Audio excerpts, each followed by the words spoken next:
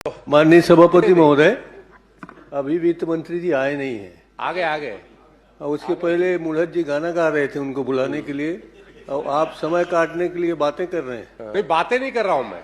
आपको तो वो करना चाहिए, हमारे युवा मंत्री हैं।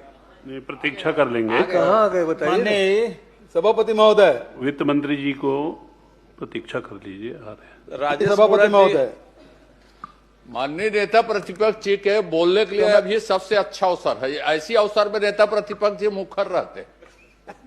सभापति महोदय, अब इसके वित्तीय प्रबंधन क्या होगा जो समय का प्रबंधन नहीं कर पा रहे हैं? सभी होगा, चिंता मत करिए। ऐसा प्रबंधन होगा कि आपको यहाँ से भागना मुश्किल हो जाए। 2 साल में कुछ हुआ सदन में समय का बहुत महत्वपूर्ण होता है। 12:33 हो गया, समय में आप बजट प्रस्तुत नहीं कर पा रहे हैं तो काम क्या करेंगे? बजट में दौड़ते भागते बजट में वित्त कुछ मंत्री है जी। नहीं तो राजेश बुढ़ा जी गाना नहीं गाएंगे तो क्या?